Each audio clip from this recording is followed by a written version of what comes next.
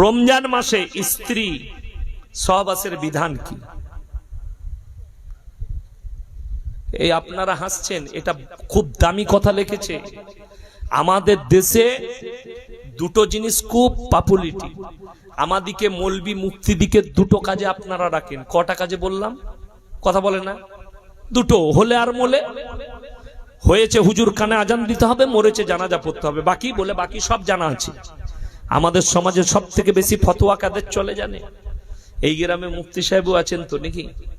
আছেন। ওই মুফতি সাহেবেরও কথা চলবে না, ফতোয়া চলবে না। সব থেকে বেশি ফতোয়া চলে হাদিসুন নিসা, মেয়েদের হাদিস, মেয়েদের ফতোয়া চলে। চলে না? চলে না? হ্যাঁ, এক সপ্তাহ আগে একটা ছেলে আমাকে ফোন করে বলছে, হুজুর আমাদের পাড়ার একটা মেয়ে বলেছে আমাবস্যার রাতে কি বিয়ে করতে না? এমন মোটেই করিস না বে, কালো ছেলে হবে। কি বলবো তাকে? তাছাড়া উত্তর আছে আমার কাছে। আল্লাহর কাছে সব দিনটাই সমান। জোরে বলুন সুবহানাল্লাহ। আমাবস্যার পূর্ণিমা নাই। কি বুঝলেন? এগুলো হচ্ছে মেয়েদের হাদিস। এই হাদিসগুলো যে মেয়েরা বলে এরা কঠিন মার খাবে, কুসংস্কার, শরীয়ত মন্ত্র বিধানের একদম গলত কাজ, গলত কথা। রমজান মাসে অনেক মেয়েরা ভাবে থুপ গিলতে নাই। ভাবে না? ভাবে না? দেখবেন অনেক মেয়েরা থুপ ফেলে, খালি থুপ ফেলেই যাচ্ছে। শেষকালে গলা শুকিয়ে গেল, আর পাচ্ছি না, দে পানি খাইলে। কিন্তু সে কোন মৌলবীকে জিজ্ঞেস করেনি, কোন ইমামকে জিজ্ঞেস করেনি। তোমার জিজ্ঞেস করা, স্টাডি করা দরকার ছিল। থুপ রমজান মাসে আমরা যেমন স্বাভাবিক ফেলি, স্বাভাবিক ফেলবো, স্বাভাবিক গিলি ভেতরে যাই, ওই রকম ভাবেই যাবে। কেউ অতিরিক্ত থুপ ফেলবেন না। আবার যদি গয়ের আছে সেটাকে গিলবেন না, ফেলে দিবেন। কাশি হলো, গয়ের এলো, সেটা ফেলিয়ে দেন। থুপ স্বাভাবিক, আমরা যেমন থুপ ফেলি, কিছু মুখে লাগলে বুঝতে পারলে ফেলে দিই, স্বাভাবিক থুপ যাই, ওটাই যাবে, কোনো অসুবিধা নেই, রোজাতে ভঙ্গ হয় না। দ্বিতীয় নম্বর, অনেক মেয়েরা ফতোয়া দেয় রমজান মাসে স্বামী স্ত্রী পাশাপাশি শুতে নাই, দিয়ে সই না আমাদের পাশে, তাই না? আর এরাও মনে করে আমার বউয়ের মতো জাননেওয়ালা কেউ নাই বে, আমার বউ দারুণ জানে বে, তোর বউ কেলানি খাবে কবর। কিছুই জানেন। স্বামী স্ত্রী যদি এই কথাটা বলে রমজান মাসে স্বামী স্ত্রী পাশাপাশি শুতে নেই, এটার থেকে অবৈধ কথা আর কিছু নেই। স্বামী স্ত্রী রোজা অবস্থায় সঙ্গম সহবাস করা হারাম, চলবে না। রোজা অবস্থায় করা চলবে না, রোজা ভেঙে যাবে। কথাটা বুঝতে পেরেছেন না? পারেননি? কি অবস্থায় বললাম? রোজা রাখা অবস্থায়, সাহরির পর থেকে ইফতারি পর্যন্ত। ইফতারি করার পরে তারাবি নামাজ পড়ে যখন খানা খেয়ে শুবেন, যদি কেউ স্ত্রী মিলন করার ইচ্ছা জাগে অবশ্যই করতে পারে। সাহরির আগে তারা গোসল করে পবিত্র হয়ে যাবে স্বামী স্ত্রী, কোনো অসুবিধা নাই। বুঝলেন? অনেকজন বলেন না বাবা, কি বলেন? অনেক মেয়েরা বলে চুমু খেতে নাই, আর আমি বলছি অবশ্যই চুমু খাবেন, কোনো দোষের নাই। চুমু খেলে রোজা ভাঙে না। চুমু খেলে রোজা ভাঙে? চুমু খেলে যদি রোজা ভাঙতো, বিটির গালে চুমু খেলে রোজা ভাঙবে না? কথা বলে। শুনেন, স্ত্রীকে মহাব্বতের চুম্বন যদি দেন, চুম্বনটার দ্বারা আপনার বীর্যপাত হবে না। হয় চুম্বন মহাব্বতের, কোনো অসুবিধা নাই। যেটা শর্ত হচ্ছেন স্ত্রীর সঙ্গে মিলন করা। কপালে চুম্বন খান, গালে চুম্বন খান, ঠোঁটে চুম্বন খান, অসুবিধা নাই, রোজা ভাঙবে না। স্ত্রী মিলন সাহারির পরে, সাহারি খাওয়ার পরে কখনো এই ধরনের পাপ কাজে লিপ্ত হবেন না, রোজা ভেঙে যাবে, তার রোজা হবে না। এবং অনেক পুরুষ মানুষ, আমরা রোজার মাসে রোজা রেখেছেন, জোহরের পরে কিংবা ফজরের নামাজ পড়ে ঘুমিয়েছেন। ঘুমাই না? ঘুমাই না, আমরা ঘুমাই রোজা রেখে। যদি কারো স্বপ্ন দোষ হয়, আপনি ফরজ গোসল করবেন, খালি কি কুল্লি করবেন, গড়গড়া করা লাগবে না। কুল্লি করবেন, নাকে অল্প পানি পৌঁছাবেন যেন ওপর দিয়ে চলে না যায়। একজন ফোন করে বলছে, হুজুর আমি না গোসল করতে গিয়ে নাকের নরম গোস্ত পর্যন্ত পৌঁছে আমার মাথায় পানি উঠে যায়। মানে তোকে টেনে মাথায় কে তুলতে বললো? ও টেনে মাথায় তুলছে, মাথা পর্যন্ত না পাক হয়েছে তো? কোন মৌলবি বলেনি মাথা পর্যন্ত টেনে তুলবেন না, নাকের নরম গোস্ত পর্যন্ত পানি পৌঁছাবে, পানি বেরিয়ে যাবে। আর পুরো বদন আপনি গোসল শুনে নেনার পরে গোসল করলেন, আপনি ফরজ গোসল করলেন কিংবা এমনি গোসল করলেন। আমরা জোহরের আগে গোসল করি না অনেকে গোসল করি। ওই গোসল করার সময় আপনি যদি মাথা মাসা করে নিলেন, আপনার উজু হয়ে গেল। গড়গড়া করে নিলেন, নাকে পানি দিলেন, আপনার উজু হয়ে গেল। গোসল করলে আপনার আর দ্বিতীয়বার উজু করা লাগবে না। জোরে বলুন সুবহানাল্লাহ। অনেক মায়েরা, অনেক পুরুষরা গোসলখানায় গোসল করে। শুনেলেন, আমাদের কয়েকটা রোগ এবং সব থেকে বেশি মেয়ে এবং ছেলে জাহান্নামে যাবে, কবরের আযাব সব থেকে বেশি হয় তাদের যারা নিজেদের ইস্তানজায় সাবধানতা অবলম্বন করে না। যখন প্রস্রাব করতে যাবেন খুব সাবধান, আপনি যেন নাপাক না হয়ে যান, ছিটিয়ে যেন গায়ে না লাগে। ওই জন্য গোসলখানায় কেউ প্রস্রাব করবেন না, তাতে মেয়ে হোক কিংবা ছেলে হোক। অনেকজন গোসল করার সময় সালা ওইখানে দাঁড়িয়ে পানি ঢালতে, ওইখানে দাঁড়িয়ে চালাচ্ছে, ঠিক কিনা কথা বলেন? এর থেকে বড় পাপ কাজ কিছু নেই। আপনার যদি প্রস্রাব লাগে, আগে প্রস্রাবখানায় ঢুকে প্রস্রাব করলেন, তারপরে গোসল করবেন। গোসলখানায় কেউ প্রস্রাব করবেন না। এক নম্বরই এটার জন্য কবরের আযাব হবে, তার আযাব থেকে রেহাই পাবে না। দ্বিতীয় নম্বর, আল্লাহ তাদের ব্রেনকে কমজোর করে দেয়। যারা গোসলখানায় প্রস্রাব করে দিমাগ কমজোর হয়। ওই জন্য বাচ্চার যদি গোসল করান, তাকে বাচ্চাকে আগে প্রস্রাবখানায় প্রস্রাব করিয়ে তারপরে গোসলের অভ্যাস করুন। আর রমজান মাসে এটা কি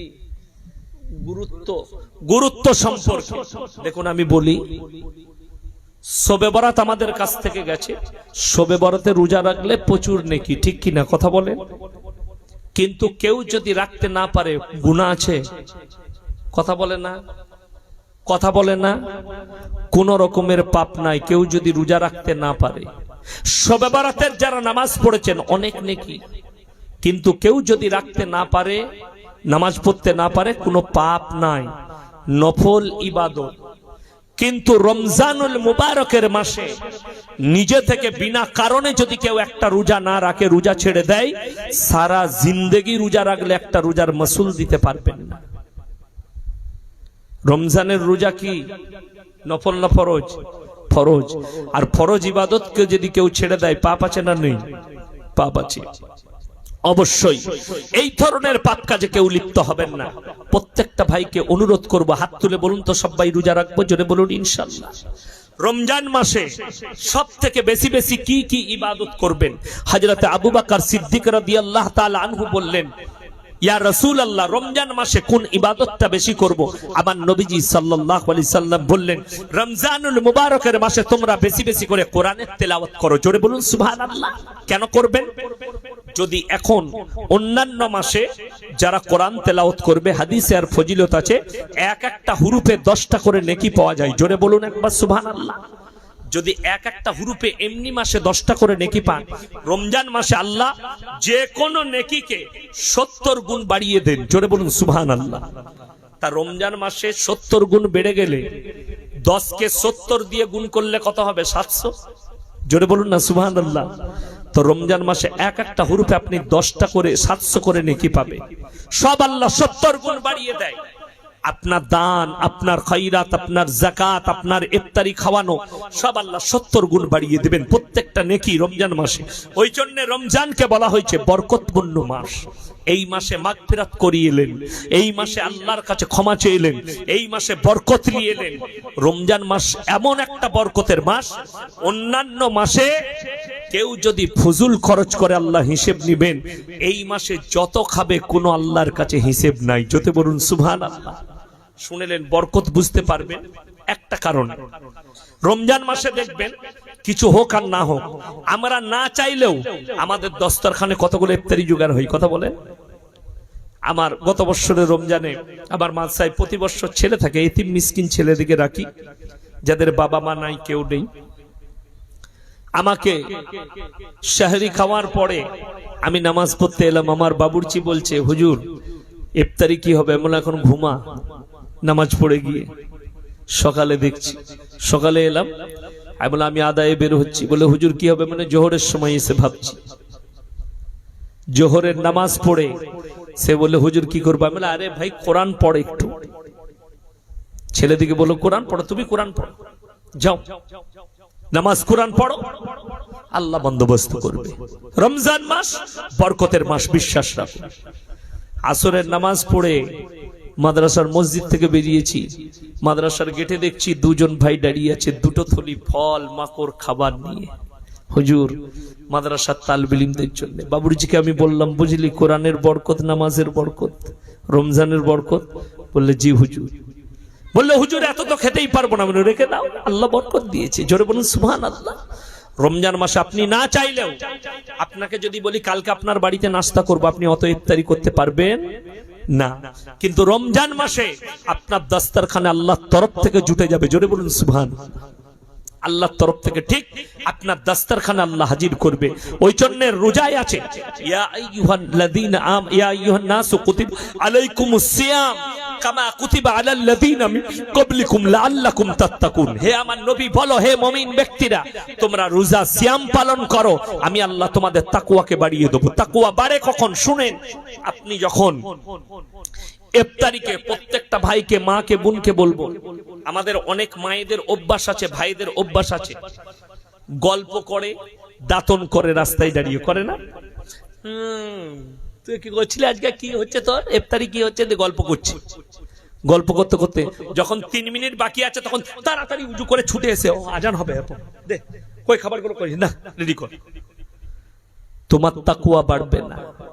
মিনিমাম 10 থেকে 15 মিনিট আগে দস্তরখানে বসো ইফতারির সামনে, উজু করে এসে রেডি হয়ে আল্লাহুম্মা ইয়া ওয়াসিয়াল ফাজলি ইগফিরলি, আল্লাহুম্মা ইন্নাকা তুহিব্বুল আফওয়া ফাআফু আন্নি ইয়া কারীম, আল্লাহুম্মা ইন্নাকা তুহিব্বুল আফওয়া ফাআফু আন্নি ইয়া কারীম। একবার আল্লাহর কাছে হাত তুলে কেঁদে নেন, আল্লাহ আমার জীবনের পাপগুলো ক্ষমা করে দাও। ইফতারির সময় যে বান্দারা আল্লাহর কাছে ক্ষমা চায়, আল্লাহর কাছে দোয়া চায়, আমি নির্দ্বিধায় তাদের দোয়াগুলোকে আমার বারগাহে কবুল করে নিই। জোরে বলুন সুবহানাল্লাহ। আপনি ওই সময় আল্লাহর কাছে দোয়া চান, আল্লাহ তুমি আমার তাকওয়াকে বাড়িয়ে দাও।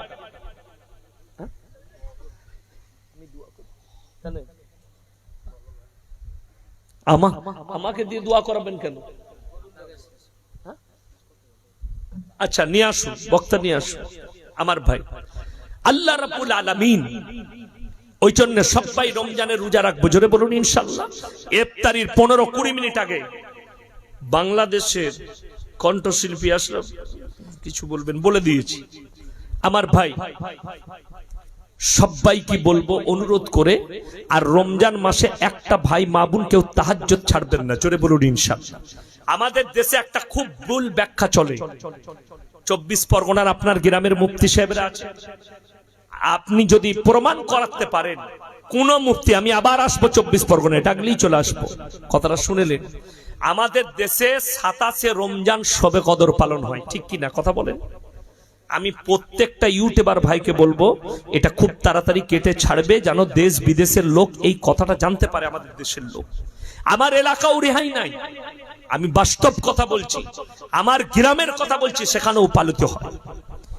গোটা দেশে 27 রমজানকে শবে কদর ভাবা হয়, ঠিক কিনা কথা বলেন? কিন্তু এটা যারা 27 রমজানটা শবে কদর ভাববে, এটা বেদাত, আমি বলে যাচ্ছি। তা না হলে কোন মৌলবি যদি প্রমাণ করাতে পারে 27 রমজানটাই শবে কদর, আমি তার আভারী থাকবো, শুকর আদায় করব। আমি যে কোনো স্টেজে নিজের ভুলটাকে উইথড্র করে নেব, আমাকে খালি প্রমাণ দিতে হবে এই রাত্রিটা।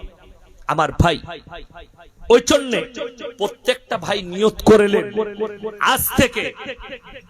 আজ থেকে কেউ 27কে শবে কদর ভাববো না। জোরে বলুন ইনশাআল্লাহ। কেন ভাববেন না বলে দিই। একটা কথা বলেনি, আমি ভাইয়ের কাছে ইজাজত নিলাম, যদিও বক্তাকে বসিয়ে রেখে কথা বলা বেয়াদবি। আমি খালি একটা কথা বলে নেব। আল্লাহর নবীকে সাহাবীরা বললেন, ইয়া রাসূলুল্লাহ, আগেকার মানুষ 1200 বছর 1300 বছর বাঁচত, আমাদের ইবাদত তাদের সমতুল্য কি করে হবে? আল্লাহর হাবিব সঙ্গে সঙ্গে আল্লাহ তাআলা আয়াত পাঠালেন, ইন্না আনজালনাহু ফি লাইলাতিল কদর ওয়া মা আদরাকা মা লাইলাতুল কদর, লাইলাতুল কদরি খায়রুম মিন আলফি শাহর। আমি এমন একটি রাত্রি রাত্রি দান করেছি, যে রাত্রি ইবাদত করলে 1000 মাস অপেক্ষা বেশি নেকি পাওয়া যাবে। জোরে বলুন সুবহানাল্লাহ। সেই রাত্রিটাকে মুহাদ্দিসিন আর মুফাসসিরিনরা বলেছেন, কেউ কেউ বলেছেন পুরো বছরের মধ্যে আল্লাহ লুকিয়েছেন, কেউ কেউ বলেছেন বেশিরভাগ মতামত দিয়েছেন রমজানুল মুবারকের মাসে লুকিয়েছেন। অর্থাৎ আর কেউ কেউ মত দিয়েছেন তোমরা বিজোড় রাত্রিগুলোতে খোঁজ করো, অর্থাৎ আপনার 3, 2, 1, 3, 5, 7, 9 এরকম করে বিজোড় রাত্রিগুলোই তোমরা।